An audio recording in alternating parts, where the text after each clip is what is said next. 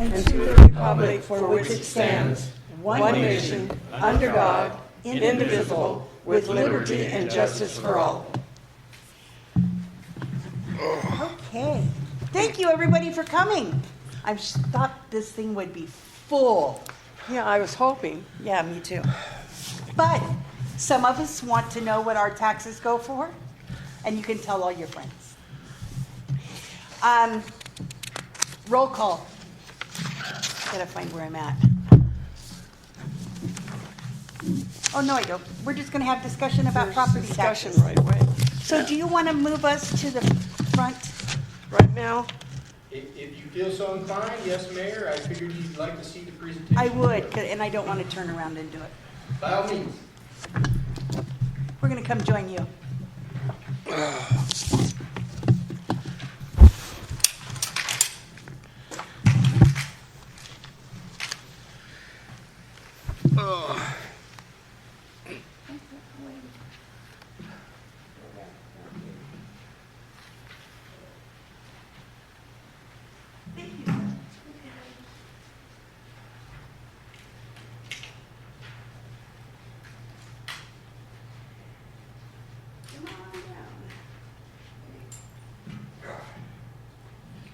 Thank you, Mayor, members of council. Good evening, members of the audience. Normally I have to bring this mic very close, so apparently it's working tonight. It got new batteries. I want to send a short thank you out to Jack Holland. He's part of our Winston Area Community Partnership. The sound system, the setup is all thanks to him and his organization. He's very gracious. Every time we want to have a meeting down here at the community center, it's not where we typically have our meetings. It's down at City Hall and Council Chambers. We gravitate here, hoping that we will collect a large audience. We're glad you're all here in that regard. But he comes down and he assists with the sound system and the entire setup. Behind me is Matt Carter. He is our IT individual, and on her way is Cindy Sardi, our city recorder. Hi, Cindy. Nick Wiggins is our other council member, and he sends his apologies. He's going to be about 10 minutes late coming from work. So this evening, we're going to talk about property taxes and understanding property taxes. This meeting has been in the making for several months because talking and understanding property taxes, however much it stings, it's always a little better if you understand what kind of bull you're grabbing by the horns. Regardless, it's what it is. It's property taxes. If you own property or structures in the city or county, anywhere, you're required to pay those taxes. Slide, please. So, the pathway of property taxes, we wanted to establish right off. What happens when you go to the tax collector's office and you punch your ticket there and you pay your property taxes? We know you're required to pay it. There's a process that it goes in. There's a pathway that it follows. You pay your property taxes to the local tax collector, Douglas County, at the courthouse. The tax collector distributes those funds to schools, local governments, etc. Local governments spend the funds or operate with expenditures, and it goes back in to the schools, police departments, fire departments, in some cases hospitals, depending on what the public jurisdiction owns. So that's broad strokes, the pathway.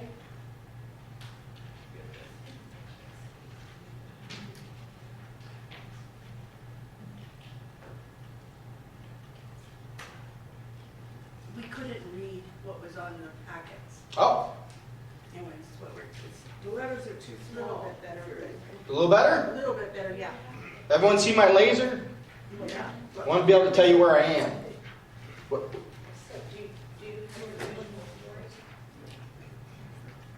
Do you want a physical packet? Do we have that? Yes. Like this Okay. right here. Yes. I think Councilor Cunningham would be more than willing. Would you mind sharing? Do you need yours, or can you see this? I can see Okay, there you go.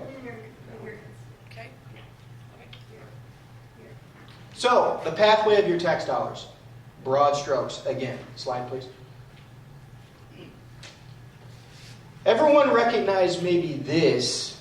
When you get your tax statement, now this is for a specific property over in right off of Teal. The information on the property owner is redacted, of course. But this is just to give you an idea. This is an average tax bill in the city of Winston.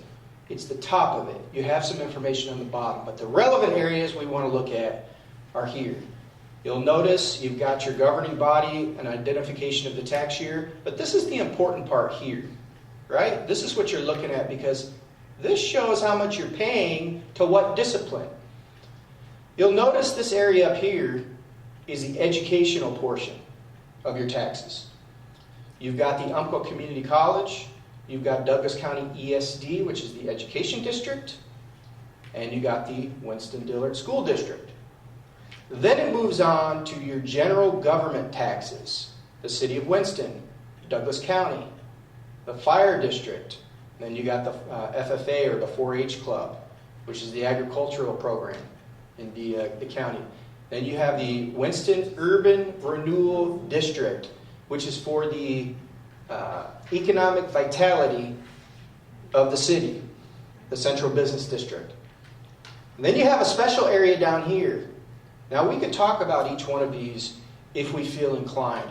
Some of them you are required just at a base level to pay by law. Some of them you voted for. It was either a countywide vote or it was a City of Winston or district vote. For example, the Umpqua Community College, that was a countywide vote. We decided as a county we wanted to support our local college and those attending. So it was voted on many years back. The Douglas County Education District, it's the same thing. It was a countywide vote. You go down to Roseburg if you want to seek services for a child. For example, my daughter, she's 2.5. She just qualified for speech. She's one tier below. She's average in everything else. We took her to the ESD department. We got her evaluated. They do their tests on her. And we have that program that we voted on that's available.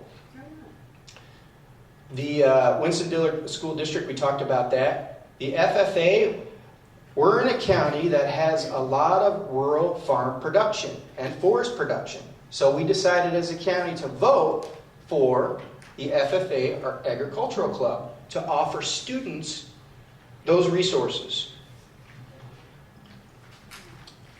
And then the URA, as well as, so the URA was not a countywide vote. We are allowed within a councilmatic process to adopt a URA plan, and the mill rate would be consistent with that. However, this on the bottom, the school district, Winston-Dillard, 116, that BL there, 2019, that means bond levy. In 2019, you voted, and it's the district, it's not just the city. The Winston-Dillard School District encapsulates a lot of area, not just the incorporated limits of the city. You voted to improve the high school. And that is a capital bond levy, it's a general obligation bond levy, which required you to vote as citizens, and it does not conclude until 2039. So the school district can make their payments on all the improvements they did over there. Questions on this? If you get this from, I talked to the tax collector and she wants me to remind everyone, if your mortgage is paid in escrow, this is just for your records. You don't have to send a separate check in. The tax collector does not want you to pay them twice. We don't want you to pay them twice. Slide, please. So this might be a little more foreign to folks. This is the average mill rate code for the city of Winston. Now first, you'll notice some of these are familiar. You've seen them on your tax bill. If you go to your tax information, you're going to see a tax code. The reason that tax code is important, because that's what tells you what the county is doing in terms of administrating tax codes to you. What applies to you and your property? What you vote for, and what are you required by law to pay? Right? So, Douglas County, you're in Douglas County. So you pay $1.05 per thousand of the assessed value of your property. It's always per thousand because it's calculated in that fashion.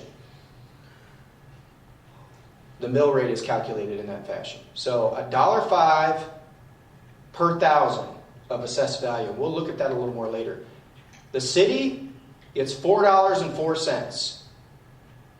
The fire district gets $4.40.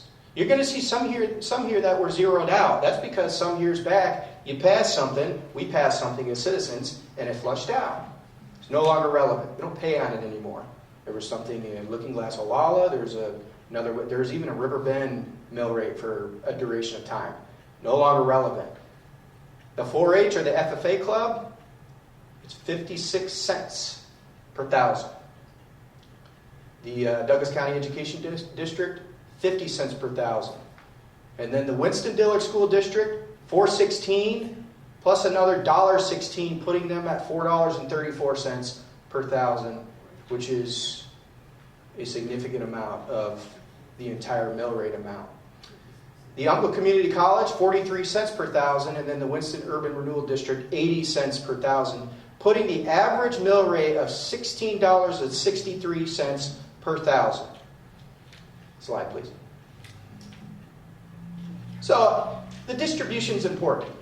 It's important to know how it's cut up and where it goes. Now, this doesn't reflect us. This is just a good example. This is a city or a county up north. So, how's the dollar being cut up? 46% goes to schools, 18% to fire district. We did our own percentages in a further slide, but this is just a good example of typically how property taxes are divided up. Slide, please. So here's ours. How am I taxed? That's an important question, because when I look at my tax bill, I really want to know what it's going to. So for us, that $16.63 per thousand of assessed value is split up into $5.34 for the school district, $4.40 for the fire district. These two at the top represent almost 60% of your property taxes in the city of Winston. 60%. It's more than half. So 60% of your taxes go to the fire and the school district. Then Winston is third in line. We get $4.04, which is 24%. So less than 30% of your property taxes go to the city. The only reason I'm harping on that is we cover all your services, except for the fire and the school. We cover the streets, we cover the sewer, we cover the parks, we cover all manner of city services. Go ahead, Mayor. The police department. The list goes on and on. And the property taxes, well, in terms of sustaining it, you'll see a little more encapsulated that later on. Douglas County, $1.05. Urban Renewal, 80 cents per thousand. ESD, 50 cents. Umpqua Community College, 43 cents. And then the 4-H is 6 cents. So these are the percentages on the right-hand side on what the $16.63 per thousand of assessed value, how it's broken up, which programs you sustain. Slide, please. So this is a quick rundown on how your taxes are calculated. So there's something to keep in mind. Your property and your structures are not assessed by today's current values. The assessor's office, because of certain bills, Measure 5 and 50, which we dare not unnerve today because it'll send us all spinning out of control, Measure 5 and 50 require that they assess your property and structures at a 1990, in some case 1995 rates. It's not market value. There's a major disparity between market value and assessed value. And can I ask a question? How do they come up with that market value versus assessed value? Market value is based on market analysis, the neighborhood, the structural quality. It's appraised by a licensed certified appraiser. Okay. And it's what you might see if you were to do a sales of a home or a purchase of a home. It's required by law to get an appraisal. The appraisal produces market value. I have a question that's related. Yes, go ahead. So, who's doing the assessing? Is it a county assessor? Okay. There's a elected county assessor, and there are assessors who have what is equivalent to an appraiser's license in the assessor's office. But they will assess your property not like market value, but they implement the requirements of Measure 5 and 50, which means you are assessed at an earlier rate. And that is to stifle the situation of you raising property tax costs. So your assessment based on 95, you're going to pay less taxes than you would today on an appraisal market value today. Thomas, so the value isn't the value also can only go up a certain percentage point each year. Yes. 3%, isn't it? Measure 50 put that in place, and we were going to talk about that later, but we might as well talk about it now. Measure 5 and 50 require that your educational portion can't be any more than $5 per thousand, not including bond levies, because it's more. With the bond levy, it's more, but the measure doesn't allow you to factor in bond levies. General government taxes can't be more than $10 per thousand. So right now, because we're so close and we're breaching those rules, the assessor's office, by law, can't raise any of your taxes more than 3% in an annual cycle over a year. Yes? Thank goodness. No, I said thank goodness. Thank goodness. Thank goodness. So the assess rate, you take the assess rate of your house, you divide it by 1,000, which is typically the mill rates. That's how it's counted in mill. Then you take Winston's rate, the mill rate, $16.63 per thousand. That gives you your taxes owed. Slide, please. I'll give you an example. Here's an example, a very clear example. Let's say your house is assessed, your market value, but assessed at $250,000. If you were to divide that by 1,000, times it by Winston's rate, that gives you your taxes. Your assessed value is typically lower because you'll notice in a lot of your tax bills, you're probably not paying this unless you're in a lot newer subdivision. And I'll just tell you, because I can share in your pain, I pay $6,300 a year in property tax here in the city. 63.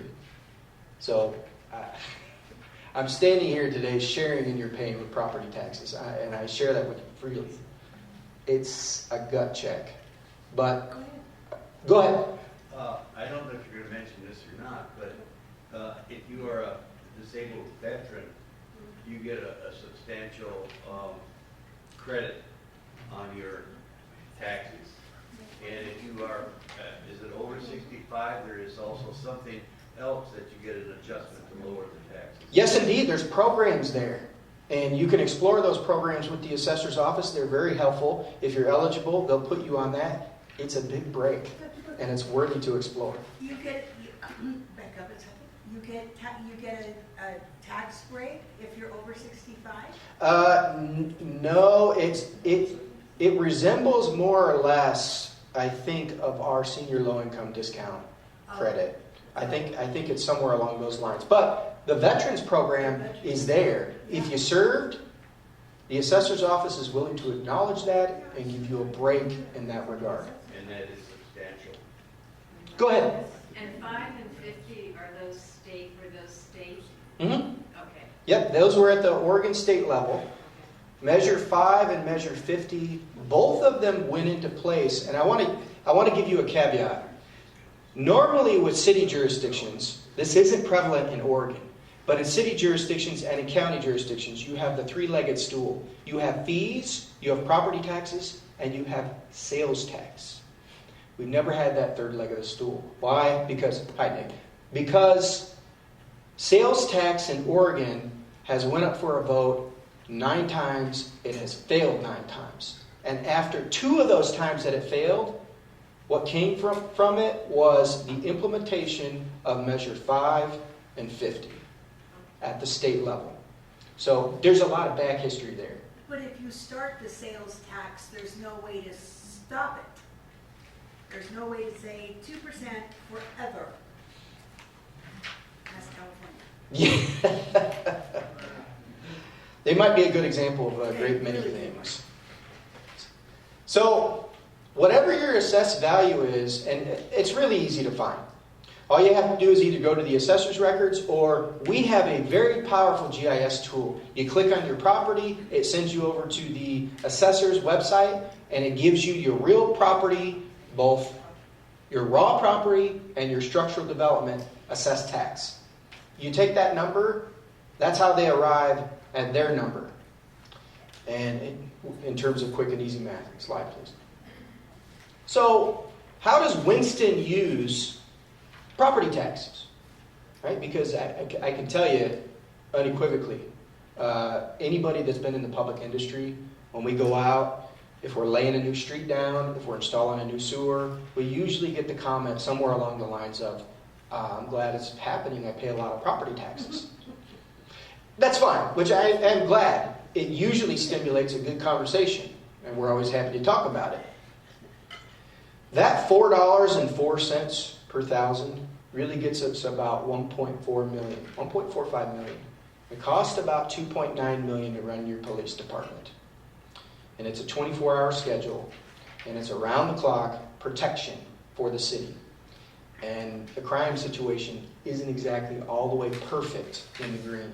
We got a lot of work we need to do, and we could hire a couple more officers, I could tell you that. Better than it used to be. Yes, it is. We've made a lot of progress, but highlighting the fact that your property taxes here really go towards sustaining your police department. The state gas tax support the street improvements or that program. Your sewer user fees go to sewer projects. They have to, by law. It's an enterprise fund. Sewer fees that come in have to go out to sewer projects. Now, there's a lot of other things that go into this. I could inundate you with spreadsheets.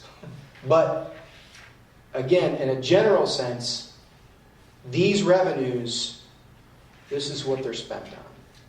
And we have a tremendous police department. We have made a lot of progress. I'm glad that the mayor highlighted that. And we've got work still to do. It's about 62% that property taxes cover it, so not quite in totality. And going up. Okay, your police departments, they don't make a whole lot of revenues. You spend a lot, it costs a lot, but you're paying for public safety. And that's an important component to the city. People need to realize they don't get the tickets. We don't get the city does not get the ticket money. Right. You know, yet, well, Yes, okay. Yeah, we don't get, the city doesn't get the ticket money, so when they're out there writing tickets, it's not because we're trying to build our coffers. Right, if the It's for people the county. pay the tickets, we don't really get a whole lot of the revenues. Yeah, the county and the state thanks us. Yes, they do. Yeah. Grant funding is what makes the difference. That's why I'm so, by far and away, pleased with the team that we have and the expertise that we have and the motivation and passion we have to just take a major swing at every viable grant program that we can find out there. Great grant writers. Yes, good people that know what they're doing. They know how to do the correct technical writing. We know how to frame things to be a little more viable in that regard. Could you tell the audience approximately how much we receive in grant money that subsidizes the city budget? Good question. We put that together in part of our last slide. Okay. So we already covered the fact that we can't, the county's not going to raise you more than 3% because we're close to that 5 and that 15. Winston is approved for more than $6 million in grant funding to help projects move forward. It's the major supplement and additional funding source to get things done. We have a $2 million Safe Routes to School for the McGovern area to do street, sewer, sidewalk, pedestrian ramp work, and rapid flashing beacons, 3 of them. We have a $4 million grant for 2 tremendously large sewer projects that have been ignored. Projects to where all of your wastewater is collected. And sewer pipes go under the river, and they were put in 1978, and if there was a failure now, it would not only be a colossal failure, but there would be associated natural features involved. We got grant money from the Department of Environmental Quality at the state level, $4 million, to replace that and another horrible line with atrocious I&I that could be considered a waterfall in the line. So when it rains, it doesn't have its structural integrity. Go ahead.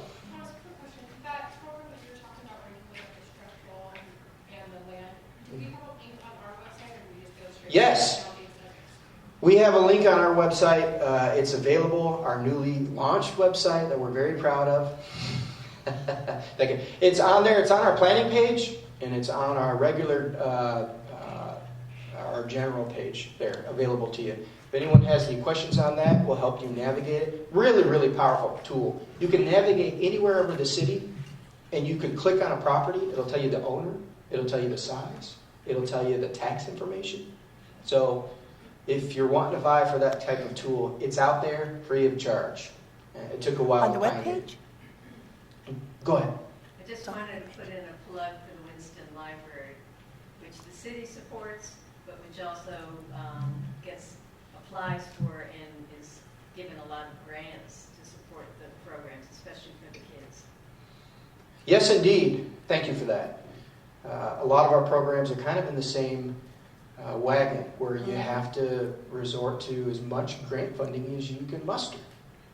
And the city's no exception to that. Thank you. We wish we could commit more in terms of budgeting, but it requires looking into those grant funds. So more than $6 million, $4 million in the sewer, $2 million on schools. There's other grants here and there. We took a swing at a couple more this year.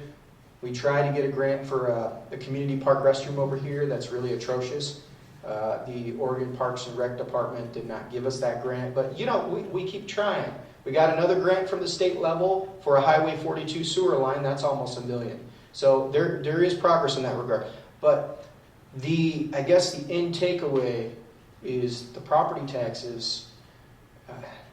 We wish there was enough to support all of the services or support more of an incremental services. But small cities like us, we live and die on that additional grant funding. So I hope everyone understands how things are cut up a little more and where the money goes. Happy to take any more questions.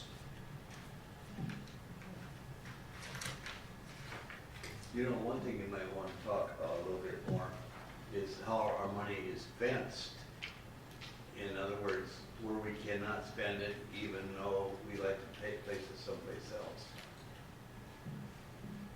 Like on our sewers when it comes in, the gas tax, etc. Has to go to particular things. We cannot put it into the general fund, so to speak. Correct? Yeah, the city has very rigorous, all cities in Oregon and counties have very rigorous budgeting rules. So the way that the budget is orchestrated is very important to understand. The property taxes go into what's called the general fund, which supports a number of different services, including the police department. The police department being the main expenditure out of the general fund. But you have other things, like what we talked about earlier. Your sewer fees have to be used on sewer projects. We are required by law to do that, either sewer projects or sewer-related personnel. So that's how we budget that. And your sewer fees give us about, $1.76 million a year. And we've done a lot of sewer work in the last 4 years, and we plan on doing a whole lot more. In concert with what the council member is saying, all the rest of our funds, whether it be budgeting street funds or budgeting transportation revenues or franchise fees, there's a specific way on how it has to be accounted for and how it can be expended. Even transient room dollars, right? If you stay at the hotel, we get a 7% gross income on that. For people it's called a transient room tax. You can only use that on tourism promotion. There's a set of parameters on every bit of revenue that comes into the city and expenditures on how it goes out. And it should be that way. We should meticulously account for how your money's used. And we do. I'm very grateful for our finance director. I'd be lost without her. Yes, we would. Yes. And our finance clerk / city recorder. It kind of takes a village to do the budgeting process. So thank you, Councilor. Other questions? Go ahead. So, being a resident, I go in for a quarter yesterday, and so when I first came to one of my first city council meetings, there was when Emily, we were very would you concerned- come up here, please? Oh. Sorry. Thank you.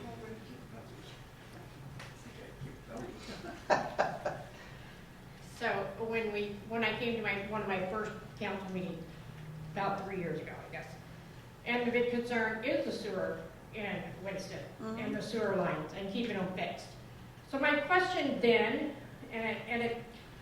you just said for the last 4 years you guys have really been working on getting those fixed and moving forward.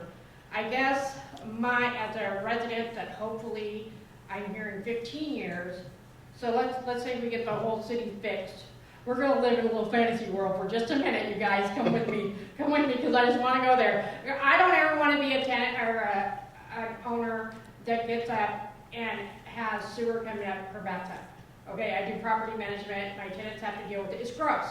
It's gross. So as a property owner on that subject, my question is, moving forward, how are we going to prevent from ever getting in this situation again?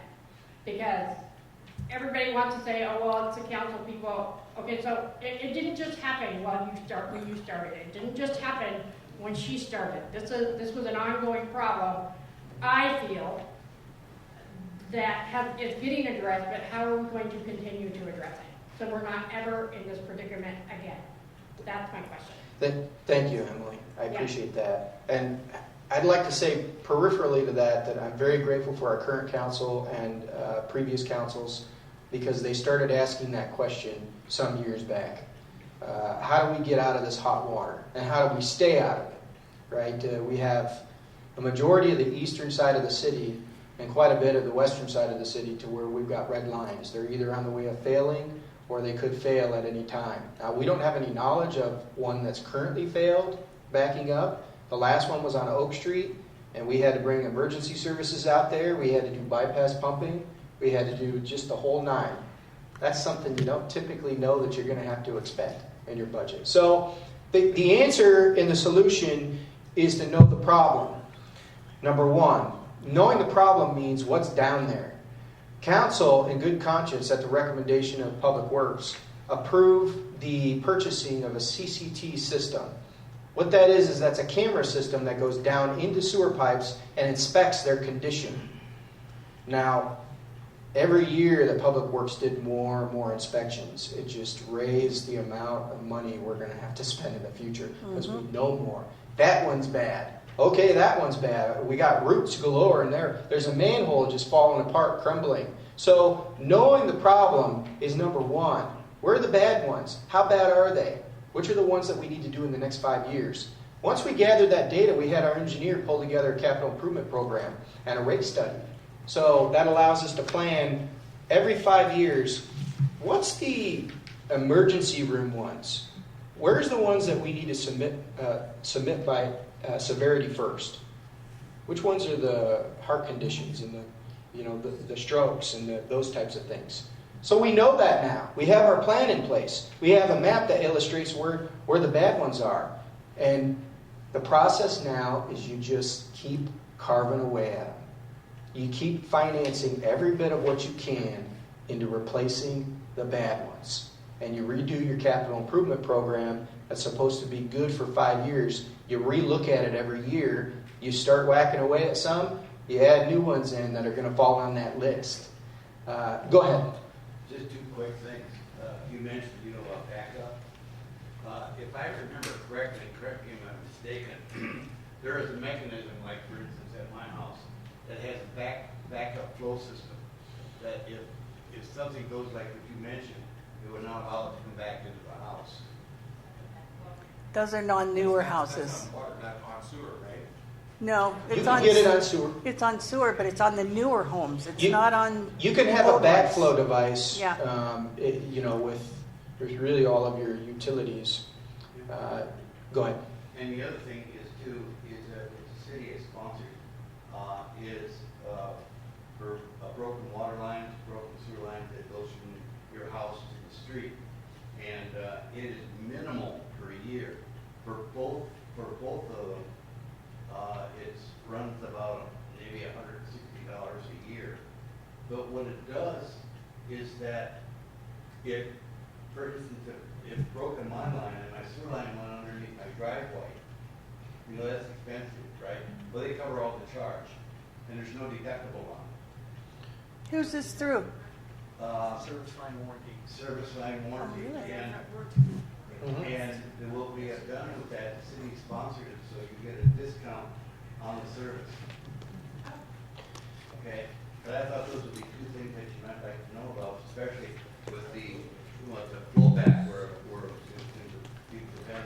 Yeah, that one can be a real gut check because that's the portion of the line that the city's not responsible for. So our main line is usually in the road. That's the area but you have a lateral that's going from your house down below your yard in falling in a gravity type capacity and hooking into our main line. If somewhere in that area breaks, then that's an insurance policy that will cover the replacement. If that line breaks, you're usually getting your own stuff backing up, right? If our main line breaks, you're going to get your neighbor's stuff too. That's Yeah. the difference. So that's our problem, and that's a kind of a calamity we have to. But I think again, it's been since 2020. I want to say on Oak Street, we haven't had to deal with it since then. If we had a collection of those collapse, it's possible, and we can't finance it right now. The state agency, DEQ, Department of Environmental Quality, will come in and bail us out. There are fail-safes.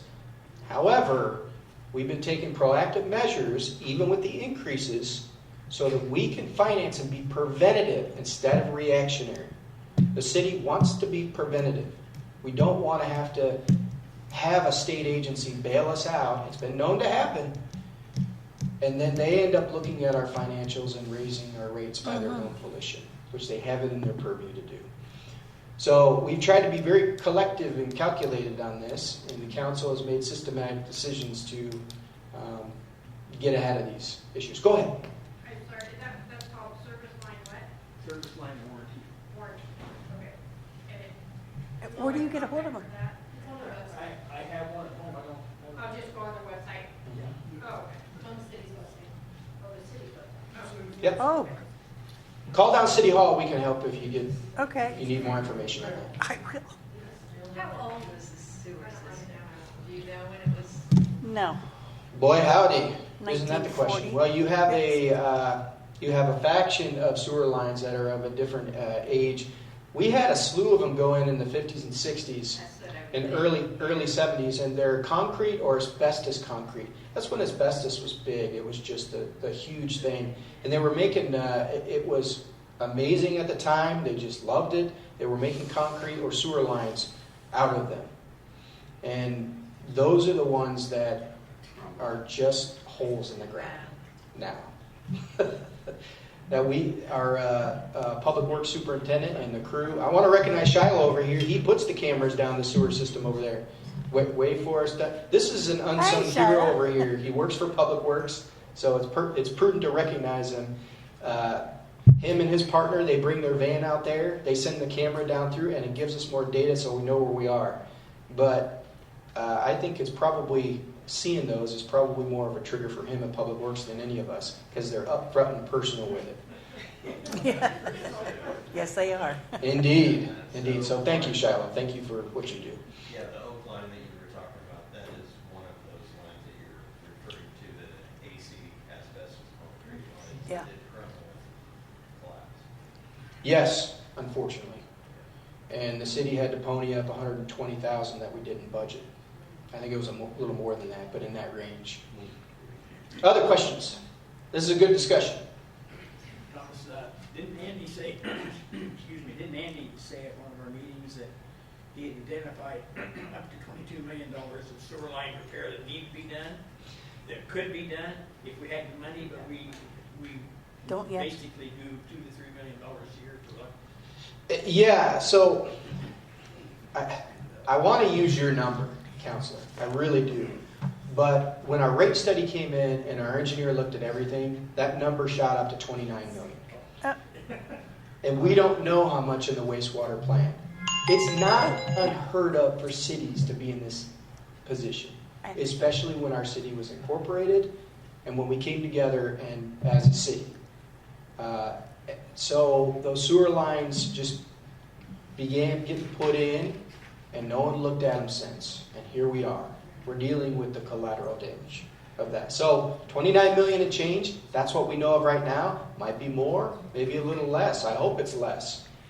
But we might be able to do $1 million a year and not very long of a linear line of a replacement because of the expense of doing business.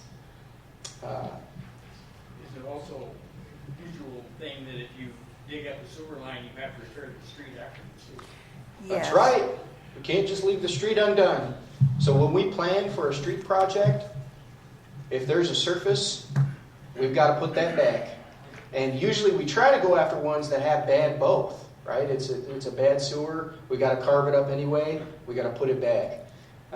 Some of them in the past we've had no choice because of the condition of the line. That hasn't been the case as of recent. Tumblin is a good example. Tumblin looked like there was a bombing on the top. You ever went into McGovern School in that way? It was pothole heaving. Your car might need a front end of line. This is terrible. So we got down there, replaced the linear line. It was 480 feet, I think it was, maybe less. Shiloh can correct me, and replace the surfacing. But that's typically what we have to go after. So it's a twofer. It's not just the sewer line. We've got to finance, and we have to finance out of our street funds, which is a completely different bucket of money, a different set of rules, a different set of challenges for the city. It takes some real creative accounting. Thank you. Other questions? Thank you very much, everybody, for coming. I hope you learned about what your taxes go for, and that we really do have a pretty good, pretty good thing. Our taxes aren't going to go up. It's one of the perks of the city. You know where you're at. It is. It's a perk. I know they're high, but, we have stuff. We have stuff that it pays for. We have things that, that it pays for that are blessings for the city. So it's a good thing. Thank you, Thomas. Thank you, Thomas. As long as you don't. I adjourn the workshop. We have time before the meeting. You're free to. Okay.